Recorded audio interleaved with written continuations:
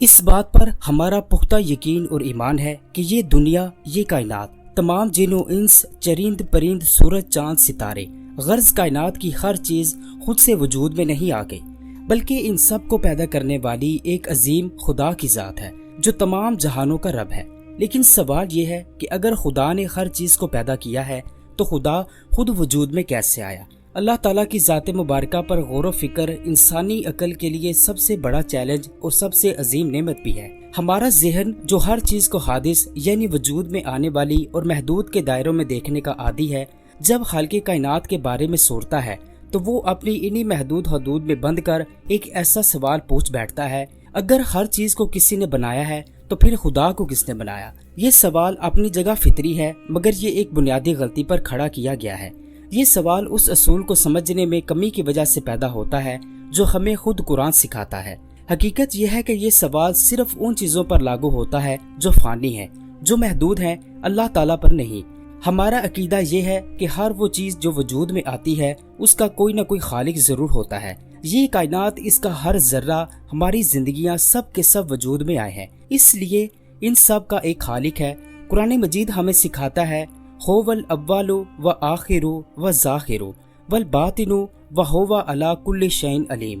وہی اول ہے، وہی آخر ہے، وہی ظاہر ہے اور وہی باطن ہے، اور وہ ہر چیز کا علم رکھنے والا ہے۔ اللہ کی ذات وہ واحد حقیقت ہے جو ہمیشہ سے تھی اور ہمیشہ رہے گی۔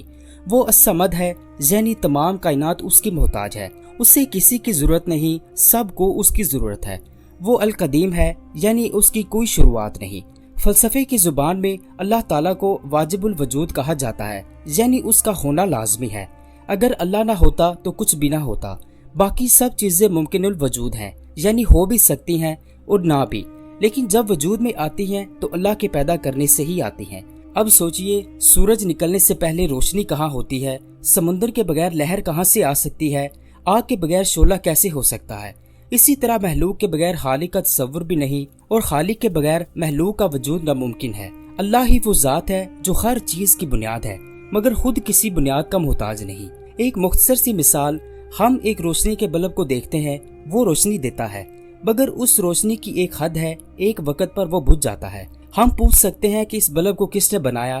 یہ سوال درست ہے، لیکن سورج کو دیکھیں، وہ روشنی دیتا ہے، لیکن اس کی روشنی کی کوئی شروعات نہیں۔ جو ہم نے دیکھی ہو وہ اپنی ذات میں ایک شروعات ہے، اسی طرح اللہ تعالیٰ وجود کی شروعات ہے۔ وجود اس سے شروع ہوتا ہے، وہ خود وجود میں آنے والی چیز نہیں ہے۔ ہمارا ایمان ہے کہ اللہ وہ واحد ذات ہے جو ہر چیز کا خالق ہے، اور اس کا خود کوئی خالق نہیں۔ وہ ہمیشہ سے تھا اور ہمیشہ ہی رہے گا، زبان و مکان کی تمام قیود سے پاک اور بالا تر ہے۔